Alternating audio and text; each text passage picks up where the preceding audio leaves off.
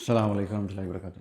الحمد لله نحمده ونستعينه ونستغفره ونؤمن به ونتوكل عليه ونعوذ بالله من شرور أنفسنا ومن سيئات أعمالنا من يهده الله فلا مضل له ومن يضلل فلا هادي له ونشهد أن لا إله إلا الله وحده لا شريك له وأشهد أن محمدا عبده ورسوله أما بعد.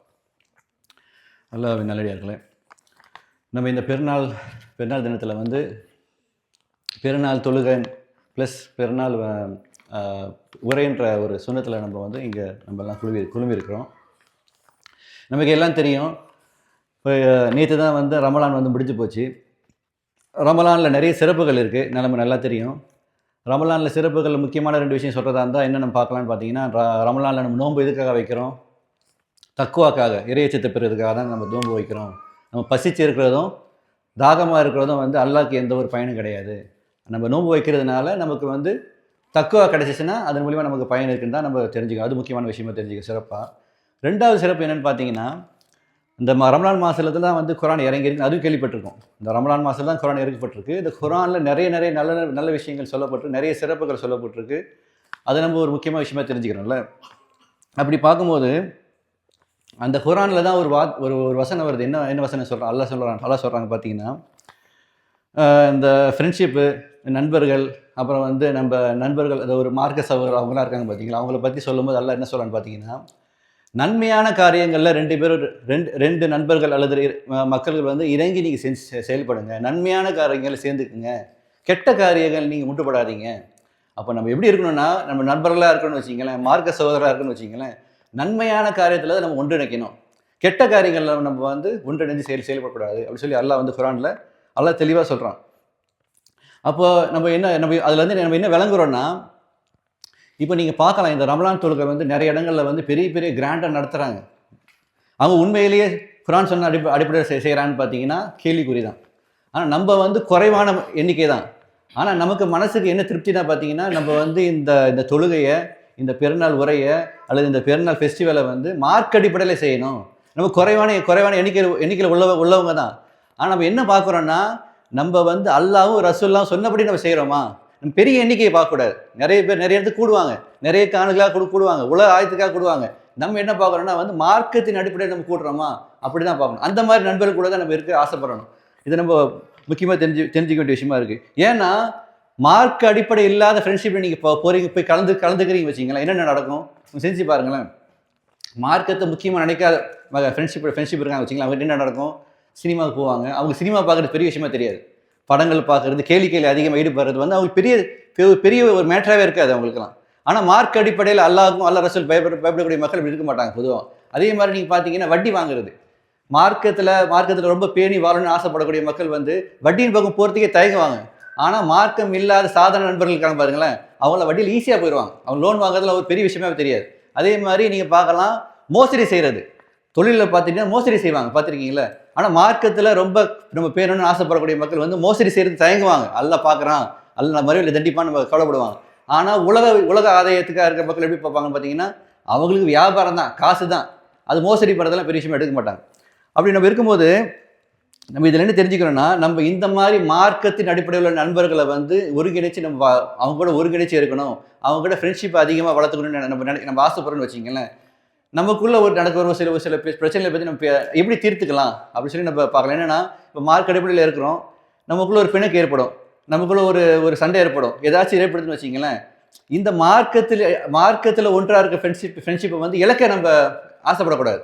அவங்ககிட்ட எப்படியாச்சும் இணங்கி இருக்க நம்ம முயற்சி செய்யணும். இப்போ எக்ஸாம்பிளுக்கு ஒருத்தர் ரெண்டு மக்கள்கிட்ட சண்டை ஒரு பிரச்சனை இருக்குது, ஒரு கான்ஃப்ளிக்ஸ் இருக்குன்னு வச்சிங்களேன். சரி, எப்படி அதை சால்வ் பண்ணலாம்? ஒரு சின்ன நமக்கு தெரிஞ்ச ஒரு சில மார்க்கத்தில் என்னென்ன சொல்லப்பட்டுன்னு சொல்லி ஒரு சில தகவலை நான் அவங்களுக்கு ஷேர் பண்ணலான்னு நினைக்கிறேன். எப்படி நமக்குள்ள ஒரு பிரச்சனை ஏற்படுது, அது எப்படி சால்வ் பண்ணலாம், எப்படி அல்லாஹ் சொல்கிறாங்க, எப்படி ரசூலுல்லாஹ் சொல்கிறாங்க, ஒரு சில வசனங்களையும் ஒரு சில மார்க் அடிப்படையில் உள்ள ஹதீஸ்களையும் உங்களுக்கு ஷேர் பண்ணலான்னு நான் இந்த உரையில் நான் ஆசைப்பட்றேன். அதில் முதல்ல எடுத்துங்களேன், என்ன மாதிரி சால்வ் பண்ணலாம். முதல்ல பார்த்தீங்கன்னா, என்ன பெரிய பிரச்சனைன்னு பார்த்தீங்கன்னா, 2 நண்பர்கள் மத்தியிலையோ அல்லது 2 நண்பர்கள் குழுக்கள் மத்தியிலையும் என்ன பெருசாக ஃபஸ்ட்டு நடக்குன்னு பார்த்தீங்கன்னா, புறம் பேசுறது. அதிகமாக புறம் பேசுவோம். எப்படின்னா, உதாரணத்துக்கு சொல்கிறதா இருந்தால், ஒருத்தர் சலாம் சொல்லியிருக்க மாட்டார், அவன் பார்த்தியா சலாமே சொல்லலை பார்த்தியா அப்படி சொல்லுவாங்க. அதே மாதிரி ஒரு சில பேர் விருந்து கூப்பிட்டுருக்க மாட்டாங்க. என்ன போய் விருந்து கூப்பிடலையே, நண்பர்கள் தான் சொல்கிறேன். அவர் விருந்து கூப்பிடாமல் இருந்து நிறைய காரணம் இருக்கலாம். அவர் வேறு ஏதாச்சும் வேலை இருக்கலாம், அல்லது உண்மையிலேயே அவர் வேறு ஏதாச்சும் ஒரு மறந்து போயிருக்கலாம், இருந்து கூப்பிடலன்றது பெரிய பிரச்சனையாக எடுப்பாங்க. அதே மாதிரி பார்த்தீங்கன்னா, என்னை பார்த்து சிரிக்காமல் போயிட்டான், இது ஒரு பிரச்சனை. நண்பர்கள் மத்தியில், அந்த மார்க்க சகோதரர்கள் மத்தியில் என்னை பார்த்து ஏன் சிரிக்காமல் போயிட்டான், அவர் உண்மையே வேற யாராவது சிந்தனையோட போயிருப்பார். அந்த நண்பர் வந்து வேற யாராவது சிந்தனையில் போயிருப்பார், ஏதோ திங்க் பண்ணி போயிருப்பார், நேராக பார்த்து தான் இருப்பார். ஆனால் அவருக்கு வேற ஏதாச்சும் காரணம் இருக்கும். ஆனால் எப்படி நம்ம மக்கள் ஷைத்தை எப்படி கெடுப்பான்னு பார்த்தீங்கன்னா, என்னை பார்த்து சிரிக்கலையே, என்னை பார்த்து சலாம் சொல்லலையே, என்னை பார்த்து விருந்து கூப்பிடலையே, என்ன அந்த வீட்டுக்கு கூப்பிடலையே, இந்த மாதிரி சின்ன சின்ன விஷயத்துக்கெல்லாம் வந்து நண்பர்கள் மத்தியில், மார்க்க சகோதரர்கள் மத்தியில் வந்து பிரச்சனை ஏற்படுறத நம்ம பார்க்குறோம். ஆனால் இப்படி நடக்கும்போது என்ன பண்ணுவாங்க தெரியுமா, அந்த நண்பர்கள் என்ன பண்ணுவாங்கன்னா, வெளியில் போய் புறம் பேசக்கூடிய வாய்ப்புகள் அவங்களுக்கு அதிகமாக அமையும். அதை தான் அல்லாஹ் என்ன சொல்கிறான்னு பார்த்தீங்கன்னா, அதை அல்லாஹ் குர்ஆன்ல சொல்கிறான் பாருங்களேன், நம்பிக்கையான இந்த முஸ்லீம்களை பார்த்து சொல்கிறான், நீங்கள் புறம் பேசாதீங்க, அதே மாதிரி யூகம் கொள்ளாதீங்க. இவர் இதுக்காக தான் பண்ணியிருப்பாரோ, இல்லை அதுக்காக தான் பண்ணியிருப்பாரோ, யூகம் அதிகமாக திங்க் பண்ணுறோம் பார்த்தீங்களா, தேவையில்லாமல் சிந்தனைகள் கொண்டு போகிறோம் பார்த்தீங்களா, அதுக்கு தான் அல்லாஹ் சொல்கிறான், நீங்கள் அதிகமாக யூகம் செய்யாதீங்க. அதிகமாக யூகம் செய்கிறது வந்து பெரும் பாவம். எந்த அளவுக்குன்னா, துருவி ஆராயாதீங்க, இதுக்காக இருக்குமோ அதுக்காக இருக்குமோ, துருவி ஆராயாதீங்க அல்லாஹ் சொல்கிறான். அதே மாதிரி பார்த்தீங்கன்னா, அதில் என்ன சொல்கிறான்னா, ரொம்ப கடுமையான வார்த்தை சொல்கிறான், உங்களோட சகோதரோட மாமிசத்தை, அதை இறந்த ஒரு சகோதரர் இருக்கார் வச்சுக்கங்களேன், அவங்களோட ஃப்ளெஷ்ஷை, அதான் அவர் மாமிசத்தை சாப்பிட்றது நீங்கள் விருப்பப்படுவீங்களா, அந்த மாதிரி எல்லாம் கம்பேர் பண்ணுறான் பாருங்கள், புறம் பேசுறது. ஸோ நம்ம நெருங்கிய நண்பர்களை பற்றி புறம் பேசுகிறத, நீங்கள் உங்கள் சொந்த சகோதரத்தோட மாமிசத்தை சாப்பிடுவீங்களா, அந்த ஃப்ளெஷ்ஷை சாப்பிடுவீங்களா, அந்த மாதிரி கம்பேர் பண்ணுறோம். அப்போது புறம் பேசுறது அவ்வளோ பெரிய கொடுமையான விஷயம். அதெல்லாம் இதில் சொல்கிறா நம்ம தெரிஞ்சுக்கணும். அதே மாதிரி பார்த்தீங்கன்னா, என்ன மனிதர்கள் அடிப்படை என்ன மறந்துடுறாங்கன்னு பார்த்தீங்கன்னா, யார் தான் பெர்ஃபெக்ட் உலகத்தில்? தவறு செய்யாத ஒரு மனிதரை நீங்கள் காட்ட முடியுமா? அவர் வந்து மார்க்கத்தை பேடக்கூடிய நண்பராக இருக்கட்டும், அல்லது உலகத்தில் மூழ்கிற நண்பராக இருக்கட்டும், தவறு பண்ணாத ஒருத்தர் நீங்கள் பார்க்க முடியுமா உலகத்தில்? யாரையுமே பார்க்க முடியாது. அது எப்படி ரசூலுல்லாஹ் சொல்கிறாங்க பார்த்தீங்கன்னா, ஒரு ஹதீஸ் வருது, எப்படி சொல்கிறாங்க பார்த்தீங்கன்னா, உலகத்தில் யாருமே பாவமே பண்ணலன்னு வச்சிங்களேன், அல்லாஹ் என்ன செய்வானா, நம்மளை வந்து அழிச்சிட்டு ஒரு புது படைப்பை ஏற்படுத்துவானா. அந்த புது படைப்பு வந்து பாவம் செய்யுமா, பாவம் செஞ்சு அல்லாஹ்ட்ட மன்னிப்பு கேட்குமா, அல்லாஹ் அவங்கள மன்னிப்பானா. அப்போ அல்லாஹ் என்ன சொல்ல வரான், பாவம் அதை தவறு செய்யாத ஒருத்தரோட கிடையாது. உங்கள் நண்பர்கள் மத்தியில் பிரச்சனை வருது பார்த்தீங்களா, யார் தான் தவறு செய்யலை, இதை வச்சு நம்ம விளங்கலாம். தவறு பண்ணாத ஒரு மனிதன் கிடையாது. ஏன்னா அது புரிஞ்சிக்கணும், மனிதன்லாம் தவறு பண்ண தான் செய்வான். இது அட்ஜஸ்ட் பண்ணலாம். நம்ம ஃபஸ்ட்டு நம்ம மைண்டில் ஃபஸ்ட்டு போட ஆரம்பிக்கணும். அப்போ தான் தெரியும், அப்போ தான் நம்ம எப்படி நம்ம நண்பர்கள் மத்தியில் அணுக முடியுறது தெரிஞ்சுக்கணும். அதே மாதிரி பார்த்தீங்கன்னா, ரசூலுல்லாஹ் அழகாக சொல்கிறாங்க பாருங்களேன். ரசூலுல்லாஹ் வந்து கேட்குறாங்க, புறம் பேசுறது என்னன்னு தெரியுமான்னு கேட்குறாங்க மக்கள்கிட்ட. என்னன்னு சொல்லுங்கள், யார் சொல்ல, உங்களுக்கு தான் தெரியும் சொல்கிறாங்க. அழகாக ரசூலுல்லாஹ் எப்படி விளக்கம் சொல்கிறாங்க பாருங்களேன். புறம் என்ன தெரியுமா, ஒரு நண்பர் இருக்கார், நம்ம நண்பர் இருக்கார், அவர் வந்து அவர்கிட்ட ஒரு குறை இருக்குது. அந்த குறையை வந்து நீங்கள் இன்னொரு நண்பர்கிட்ட போய் பேசுகிறீங்க. அந்த குறை அந்த நண்பர்கிட்ட உண்மையிலே இருந்துச்சுன்னா, நீங்கள் வேற ஒரு நண்பர்கிட்ட போய் பேசுகிறீங்கன்னா அது புறம். அதுவே பெரிய தப்பு, புறம் பேசுறதே பெரிய தப்பு. அந்த குறை வந்து அந்த நண்பர்கிட்ட இல்லைன்னு வச்சிங்களேன், நீங்கள் அவதூறு சொல்கிறீங்க. எந்த அளவுக்கு பாருங்கள், நீங்கள் ஒரு நண்பரை பற்றி இன்னொரு நண்பர்கிட்ட போய் பேசுகிறீங்கன்னா, அவர்கிட்ட அந்த குறை இருந்துச்சுன்னா புறம் பேசுகிறீங்க, அதுவே பெரிய தப்பு. அந்த குறை இல்லைன்னு வச்சிங்களேன், நீங்கள் அவதூறு சொல்கிறீங்க. எந்த அளவுக்கு ரசூலுல்லாஹ் கடுமையாக சொல்கிறாங்க பாருங்கள். அப்போது ஒரு நண்பரை பற்றி நம்ம நல்ல எண்ணம் வைக்கணும். அல்லாஹ் குர்ஆன் என்ன சொல்கிறான், உங்கள் நண்பர் உங்கள் 2 பேர் ஒரு நண்பரை பற்றி தவறான ஒரு செய்தி வருது, அல்லாஹ் என்ன சொல்கிறான் குர்ஆனில், நீங்கள் நல்ல எண்ணம் வைக்க மாட்டீங்களா? ஃபஸ்ட்டு அல்லாஹ் எப்படி அளவுகோல் வைக்கிறான் பாருங்களேன். ஒரு நண்பரை பற்றி உங்களுக்கு ஒரு செய்தி வருது, அவரை பற்றி உங்களுக்கு நல்லா தெரியும், மார்க்கத்தை எவ்வளோ நல்லா பேணக்கூடிய மக்களாக தெரியும், மார்க்கத்துக்காக எவ்வளோ உழைச்சிருக்காரு தெரியும், ஏன் நீங்கள் நல்ல எண்ணம் வைக்க மாட்டீங்களா? ஃபஸ்ட்டு பேசிக்காக அதிலேயே மக்கள் நம்ம நிறைய மிஸ் பண்ணுறோம். ஃபஸ்ட்டு நல்ல எண்ணம் வைக்கணும் நண்பர்கள் மேலே, சரியா? இதை நம்ம விளங்கிக்கணும். அது நிற்கிற தன்மை இது இப்போ எப்படின்னா கேட்கக்கூடிய விஷயம் வச்சு நம்ம அதுவும் நம்ம இந்த பிரச்சனையை சால்வ் பண்ணுறதுக்கு என்னென்னு பார்த்தீங்கன்னா, நம்ம தவறு செஞ்சிட்டோம், ஒரு நம்மளை தவறாக பேசிட்டோம், ஃபஸ்ட்டு என்ன அடிப்படையில் கொண்டு வரோம், நம்ம போய் மன்னிப்பு கேட்கணும்.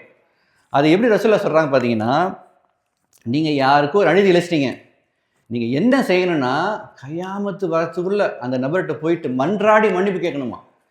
எதுக்கு சொல்கிறாங்கன்னா, அது பின்னாடி வர சொல்லக்கூடிய விஷயம் தான் இப்போ முக்கியமான விஷயம். ஏன், அந்த மறுமை நாளில் காசில் வேலை செய்யாது. இங்கே காசு கொடுத்து நீங்கள் சரி பண்ணிடலாம் ஒருத்தரை, அங்கே மறுமையில் வந்து நன்மை தீமை தான் பேசப்படும். அப்போ நீங்கள் யாராச்சும் ஒரு நண்பர்கிட்ட நீங்கள் தவறாக நடந்துக்கிறீங்க, அவருக்கு அநீதி இழைச்சிறீங்க, மறுமை வரத்துக்குள்ளே போய் மன்னிப்பு கேளுங்க, மன்றாடி மன்னிப்பு கேளுங்க ரசூலுல்லாஹ் சொல்கிறாங்க. அப்போ அது எவ்வளோ பெரிய விஷயம், முக்கியமான விஷயம் பாருங்கள், போய் மன்னிப்பு கேட்குற விஷயம்.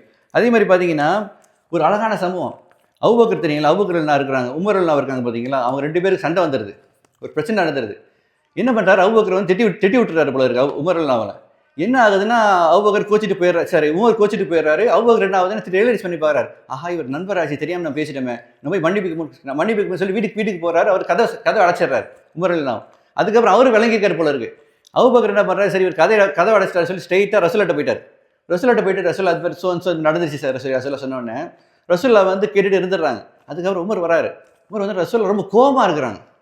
எதுக்கு கோபமாக இருக்காங்கன்னா, ரசூல்லா வந்து என்ன எதுக்கு கோவப்படுறாங்கன்னா, அபூபக்கர் மேலே அவ்வளோ மன்னிப்பு வச்சிருக்கு. எதுக்குன்னா அந்த உமரை பார்த்து கேட்குறாங்க, உமரெல்லாம் பார்த்து கேட்குறாங்க, எனக்கா நீ என் நண்பரை மன்னிக்க மாட்டீங்களா? எனக்கா என் நண்பர் கடுமையை கேட்குறாங்க, எனக்கா என் நண்பரை மன்னிக்க மாட்டீங்களா? நான் எதுக்கு சொல்கிறாங்கன்னா, இவர் வந்து மார்க்கத்துக்கு அவ்வளோ தியாகம் பண்ணவர். ரசூல்லா அப்படி திங்க் பண்ணி பார்க்குறாங்க, ஒரு மார்க்க சகோதரன் ஏதோ ஒரு காரணத்தினால தவறாக சொல்லிடுறான், நீங்கள் மன்னிக்க மாட்டீங்களா? அதனால இது விளங்குது. இதில் ரசூல்லா கேட்குறாங்க, நீங்கள் மன்னிக்க மாட்டீங்களா? எனக்காக மன்னிக்க மாட்டீங்களா? அப்போ ஒரு வார்த்தை சொல்கிறாங்க, ரசூல் என்ன சொல்கிறாங்க பாருங்களேன், நான் முதல்ல வந்து நான் நபின்னு சொல்லும் போது நீங்கள் எல்லாம் என்ன பொய்யன்னு சொன்னீங்க. அப்போ அவ்வளோ ஸ்ட்ராங்காக மார்க்கத்துக்கு உழைச்சவர் யார்? அபூபக்கர். நீங்கள் மன்னிக்க மாட்டீங்களான்னு கேட்குறாங்க. அப்போது மார்க்க விஷயத்தில் ரெண்டு சண்டை நடக்குதுன்னா மன்னிக்கிற தன்மை ஃபஸ்ட்டு வரணும். இதை நம்ம தெரிஞ்சுக்கணும். அதே மாதிரி பார்த்தீங்கன்னா அடிக்கடி நம்ம கேட்கக்கூடிய ஹதீஸ் என்னென்னு பார்த்தீங்கன்னா, ரசூலுல்லாஹ் சொல்கிறாங்கல்ல, நீங்கள் வந்து பொறாமை கொள்ளாதீங்க, ஒருத்தர் வெறுக்காதீங்க, ஒருத்தர் முட்டிட்டு போகாதீங்க. எப்படின்னா பார்த்தவனே எப்படி கண்டுக்காத மாதிரி போவாங்க. அப்படி சண்டை நடந்துச்சுன்னா இவர் ரெண்டு நண்பர் வருவாங்க, சண்டை நடந்துடும், இவர் பார்த்த சொல்லி பண்ணிவிடுவானோ, இப்போ அப்படியே கண்டுக்காமல் போவாங்க. இது அப்படியே தெளிவாக சொல்கிறாங்க, நீங்கள் வந்து இப்போ பொறாமை கொள்ளாதீங்க, ஒருத்தர் வந்து முட்டிக்கிட்டு போகாதீங்க சொல்லிட்டு ஒரு அழகான வார்த்தையை சொல்கிறாங்க. ஒரு முஸ்லீமான மனிதருக்கு ரசூலுல்லாஹ் பொதுவாகவே சொல்கிறாங்க, ஒரு முஸ்லீமான மனிதருக்கு வந்து 3 நாள் மேலே ஒரு நண்பர்கிட்ட பேசாமல் இருக்கக்கூடாது. ஒரு பிரச்சனை நடக்குது, உங்கள் 2 பேரும் மத்திய பிரச்சனை நடக்குது, 3 நாள் தான் அளவுகள் உங்களுக்கு. அதுக்கு மேலே எந்த அளவுக்கு சொல்கிறேன்னா உங்களுக்கு அனுமதியே இல்லை, அந்த அளவுக்கு வார்த்தையை போடுறாங்க. அனுமதியே கிடையாது, நீங்கள் 3 நாள் மேலே அவங்க பேசாமல் இருக்கக்கூடாது. இன்னொரு ரீசன் அழகாக வருது. எப்படி வருதுன்னா, அந்த 2 நண்பர்கள் வந்து சண்டை போட்டுக்கிறாங்க, அதில் 2 பேர் சந்திக்கக்கூடிய சந்தர்ப்பம் ஏற்படுது. அதில் யார் முதல் சலாம் சொல்லுவீங்களோ அவங்க தான் சிறந்தவர் சொல்கிறாங்க. 2 பேர் சண்டை நடந்தால் கூட யார் முந்திக்கிறாங்க சலாம் சொல்கிறதுக்கு, அதான் பேச முற்படுறாங்க, அவங்க சிறந்தவங்க சொல்கிறாங்க. எந்த அளவுக்கு பாருங்கள் இணக்கத்தை ஏற்படுத்தி ரசூலுல்லாஹ் சொல்கிறாங்க பார்த்தீங்களா? அப்போது அவ்வளோ முக்கியத்துவம். இந்த நண்பர்கள் மத்தியில் பிரச்சனை வரும்போது நம்ம முந்திக்கணும். நம்ம நண்பர் தானே, மார்க்கத்துக்காக எந்த அளவுக்கு உழைச்சாப்பா இருந்தாலும் அப்படி திங்க் பண்ணி பாருங்கள். உலக விஷயத்தை பார்க்காதீங்க. உலக நாட்டத்துக்காக ஒருத்தர் அவனு பிடிச்ச பிரச்சனை இல்லை, அவங்ககிட்ட நம்ம போனால் நிறைய இலக்க தான் செய்வோம். மார்க்கத்துக்காக போராடி இருக்கானா, நீங்கள் இறங்கி போங்க, நீங்கள் சலாம் சொல்லுங்கள். அதை ரசூலுல்லாஹ் சொல்கிறாங்க. அதே மாதிரி பார்த்தீங்கன்னா இன்னொரு அடிப்படையில் தெரிஞ்சுக்கணும், எப்படி நம்ம இணக்கத்தை ஏற்படுத்துறது. இவ்வளோ அழகான ஒரு இது பாருங்களேன். ரசூலுல்லாஹ் வந்து என்ன சொல்கிறாங்கன்னா, என் மீது வேண்டுமென்று இட்டுக்கட்டி செல்பவன் எங்கே போவாங்கன்னா நரகத்துக்கு போவாங்க. எப்படி சொல்கிறாங்கன்னா, என் மேலே யாராச்சும் வேணும்னு ஒருத்தன் பொய் சொல்கிறான், அவன் தங்கும் இடம் நரகம். அந்த அளவுக்கு ரசூலுல்லாஹ் பொய்யை வந்து வலியுறுத்தக்கூடிய ரசூலுல்லாஹ் யார் பொய் சொல்லலான்னு சொல்கிறான்னு பார்த்தீங்களா? என்ன அவ்வளோ அழகான ஹதீஸ். எப்படி ரசூலுல்லாஹ் சொல்கிறாங்க, 2 பேர் பிரச்சனை நடக்குதுங்க, நீங்கள் போயிட்டு என்ன பண்ணுறீங்க, அந்த நண்பர்கிட்ட ஒரு நண்பர்கிட்ட போய் சொல்கிறீங்க, அவரை பற்றி நீங்கள் தப்பாக நினைக்கிறீங்களே அப்படி சொல்லி புதுசாக மடியில் எப்படி சொல்லுவாங்க, மடியில் போட்டு பேசுகிறான்னு சொல்லுவாங்க தெரியுமா? உண்மை இல்லாமல் ஒரு சில விஷயங்கள், நீங்கள் தாங்க அவர் தவறாக நினைக்கிறீங்க, அவரை பார்த்து உங்களை பற்றி ஏகிட்டு இருக்காருங்க, உங்களை பார்த்து இவ்வளோ நல்லவர் சொல்கிறாரு, இந்த மாதிரி நீங்கள் இல்லாதெல்லாம் சொல்கிறீங்க வச்சிங்களா? எதுக்கு நான் இணக்கத்தை ஏற்படுத்திருக்கா? ஒரு 2 பேர் பிரச்சனை நடக்குது, நீங்கள் இன்னும் நண்பர்கிட்ட போயிட்டு அவர்கிட்ட இல்லாத ஒரு சில விஷயங்கள் நீங்கள் பொய்யாவே சொல்கிறீங்க. எதுக்காக? சேர்த்து வைக்கிறதுக்காக. அப்படி சொல்லக்கூடிய மனிதர் பொய் சொல்லலன்னு சொல்கிறாங்க ரசூலுல்லாஹ். அவன் பொய்யும் கிடையாது. பொய் சொல்கிறத நரகத்துக்கு கொண்டு போய் சேர்க்குன்னு சொல்லக்கூடிய நரகத்துக்கு போய் சேரக்கூடிய செயல்னு சொல்லக்கூடிய ரசூலுல்லாஹ் 2 பேர் பிரச்சனை நடந்துச்சுன்னா நீங்கள் பொய் சொன்னீங்கன்னா அது பொய்யே கிடையாதுன்னு சொல்கிறாங்க ரசூலுல்லாஹ். எவ்வளோ பெரிய விஷயம் பாருங்களேன். ஒரு பொய் சொல்லியாச்சும் நீங்கள் சேர்க்கணும். அதுதான் என்ன நிறைய மக்கள் வரமாட்டேங்குது. என்ன பண்ணுவாங்க தெரியுமா? இன்னும் கூட சொல்லி இன்னும் பிரச்சனை அதிகமாக தான் பார்ப்பாங்க. ஆமாம் நீ நல்லதான், நீ சொன்ன கேட்டு தான், அவன் அப்படி தான் பண்ணான். இந்த மாதிரி இருக்கிற மக்கள் பாருங்கள். நம்ம பொய் சொல்லி சேர்க்கக்கூடிய எண்ணங்களை நம்ம வளர்த்துக்கணும். அது ஒன்று. அதில் போய் விட தொழுகையை விட நீங்கள் கொடுக்குற சதக்காவை விட சிறந்த செயல் நான் சொல்லவா ரசூலுல்லாஹ் சொல்கிறாங்க. நோன்பை விட, சதக்காவை விட, பிரேயரை விட சிறந்த செயலை நான் சொல்லவான்னு கேட்குறேன். என்ன செயல் தெரியுமா? 2 பேர் மத்தியில் இணக்கத்தை ஏற்படுத்துங்க. எப்படி சொல்கிறாங்க பாருங்கள். நோன்பை விட, சதக்காவை விட, ப்ளஸ் வந்து தொழுகையை விட, இதை விட சிறந்த செயல் எது? 2 பேர் இணக்கத்தை ஏற்படுத்துறது. எவ்வளோ அது வலியுறுத்துறாங்க பாருங்கள். 2 பேர் பிரச்சனை நடச்சா நீங்கள் இணக்கத்தை ஏற்படுத்துங்க. இதுதான் நம்ம அதிகமாக நம்ம ஒரு முஸ்லீமான ஒரு மூமினான மனிதர் என்ன பண்ணணும், இதுதான் அதிகமாக அவங்க செய்ய முற்படணும். அதே மாதிரி பார்த்தீங்கன்னா ரசூலுல்லாஹ் அந்த அளவுக்கு இருக்கிறாங்கன்னா, அந்த காலத்தில் என்ன நடந்துச்சுன்னா, ரெண்டு அன்சார் கூட்டம் இருந்துச்சு. அவங்க 2 பேர் மத்தியில் சண்டை நடக்குது. இதில் எவ்வளோ ரசூல்லா முக்கியத்துவம் தரான் பாருங்களேன். தொழுகை டைம் அது. தொழுகை டைமில் கூட ரசூல்லா வந்து அதுக்கு முக்கியத்துவம் தரல. தொழுகையில் மக்கள் சேர்ந்து நிற்கிறாங்க. தொழுகை அந்த வக்து வந்துருச்சு, எல்லாம் சேர்ந்து நிற்கிறாங்க. ரசூல்லா என்ன பண்ணுறாங்க, அந்த 2 பேர் பிரச்சனையை சால்வ் பண்ணுறதுக்காக போகிறாங்க. போய் சால்வ் பண்ணிட்டு வராங்க. அப்போ தொழுகையை விட அவங்க வந்து 2 நண்பர்களோட பிரச்சனை வரக்கூடாது, சால்வ் பண்ணணும், அதுதான் முக்கியத்துவம் தராங்க. அப்போ அவ்வளோ முக்கியத்துவம் காட்டுறாங்க பாருங்க. 2 நண்பர்கள் பதில் பிரச்சனை ஏற்படுத்துறது வந்து எந்த அளவுக்கு சால்வ் பண்ணணும். தொழுகை கூட செகண்டரி தான், போய் சால்வ் பண்ணி பார்க்குறாங்க. அது ஒரு விஷயம். இன்னொரு விஷயம் என்னன்னா, நம்ம இதில் அடிப்படை என்ன தெரிஞ்சுக்கணும்னா, என்ன விஷயம் பண்ணலாம்னா, 2 நண்பருக்கு மத்தியில் என்ன பிரச்சனை நீங்கள் சால்வ் பண்ண பார்த்தீங்கன்னு வச்சிங்களேன், அவங்ககிட்ட இருக்க குறைய மறைங்க. ஒரு நண்பர் இருக்காரு, அவர்கிட்ட ஒரு குறை இருக்குன்னு வச்சிங்களேன், உங்களுக்கு தெரியும், அதை போய் புறமா பார்த்தவன்ட்டு சொல்லிடாதீங்க. அந்த குறையை மறைக்கணும்னு சொல்கிறாங்க. எந்த அளவுக்குன்னா, ஒரு ஹதீஸ் வருது, யார் ஒருத்தர் தன் ஃப்ரெண்டு தன் சகோதரோட குறையை மறைக்கிறாரோ, அல்லாஹ் மறுமையில் அவன் குறையை மறைப்பான். நமக்கு மறுமை தானே முக்கியம். மறுமையில் நம்மகிட்ட உள்ள குறையை மறைக்கிறது எந்த அளவு பெரிய விஷயம். அல்லாஹ் மறுமையில் மறைக்கிறான் அப்படின்னு சொல்கிறாங்க. அப்போ இதுவும் நம்ம கற்றுக்கணும். ஒரு நண்பர்கிட்ட வந்து உள்ள குறையை வந்து மறைச்சிடணும், சொல்லவே கூடாது. எவ்வளோ சூழ்நிலை வந்தாலும் சொல்லக்கூடாது. சொல்லாமல் மறைச்சிங்க வச்சிங்களேன், அல்லாஹ் வந்து மறுமையில் நம்ம குறையை மறைக்கிறதுக்கான வாய்ப்பு அமையும். அது ஒரு விஷயம். அதில் இன்னொன்று என்ன பார்க்கலான்னா, அதே மாதிரி மன்னிக்கிற தன்மை பார்த்தீங்கன்னா இருக்கிறது. இது ஒரு முக்கியமான விஷயம். நீங்கள் வந்து பிரச்சனையை சால்வ் பண்ணுறதுக்கு இது ஒரு அடிப்படையை நீங்கள் கண்டிப்பாக விளங்கிடணும். மன்னிக்கிற தன்மை என்ன, இது வந்து ரொம்ப நான் சொல்லக்கூடிய விஷயம் வந்து சாதாரண விஷயம் கிடையாது. யாருனாலையும் பண்ண முடியாதுங்க. எப்படின்னா, ஒரு மனுஷன் வந்து ஒரு ஃப்ரெண்டை பற்றி சொன்னால் கூட மன்னிச்சிருவான், தன்னை பற்றி சொன்னாலும் மன்னிச்சிருவான். தன்னோட மகளை பற்றி குறை சொன்னால் யாராச்சும் மன்னிப்போமா? யாரும் மன்னிக்க மாட்டோம். தன் சொந்த மகளை பற்றி யாராச்சும் ஒருத்தர் குறை சொல்கிறாருன்னா, இல்லாத குறைய, இருந்த குறைய சொன்னால் கூட நம்ம சொல்லலாம். இல்லாத குறைய ஒருத்தர் சொன்னால் எந்த அளவுக்கு கோவம் வரும். அவர் மன்னிப்போமா? அவர்கிட்ட நம்ம இணங்கி நம்ம நடப்போமா? நடக்கவே மாட்டோம். எந்த அளவுக்கு ரசூல்லா வந்து ஒரு அழகான ஹதீஸ் வருது பாருங்க. என்னென்னா, நமக்கு நல்லா தெரிஞ்ச ஒரு ஹதீஸ். ஆயிஷா நாயகி பற்றி அவதூறு சொல்கிறாங்க. பொய்யான அவதூறு தான். யார் சொல்கிறா?